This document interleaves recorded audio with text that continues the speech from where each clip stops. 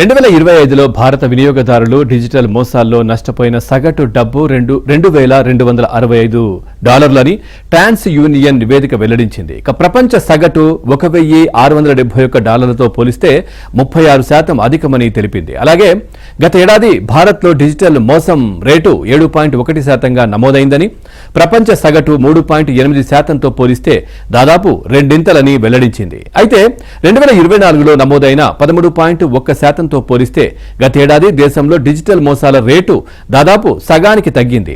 వినియోగదారుల్లో digital అక్షరాస్యతను పెంచేందుకు ప్రభుత్వం, industry వర్గాలు చేపట్టిన చర్యలతో పాటు కస్టమర్లలో అవగాహన పెరగడం, ఫోన్ నంబర్ల వెరిఫికేషన్, సైబర్ ఇంటెలిజెన్స్ షేరింగ్ వంటి చర్యల ఫలితమే కారణమని ట్రాన్స్ యూనియన్ పేర్కొంది.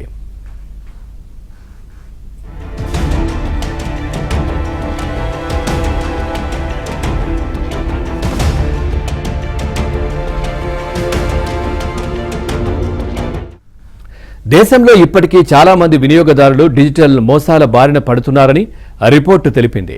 గతేడాది ఆగస్టు, డిసెంబర్ మధ్య కాలంలో సైబర్ నేరగాళ్లు తమను మోసగించేందుకు ప్రయత్నించారని సర్వేల్లో పాల్గొన్న 59% మంది వెల్లడించారు. డిజిటల్ మోసానికి బలైనట్లు 13% మంది తెలిపారు. ఇది ప్రపంచ సగటు 10% కంటే అధికం.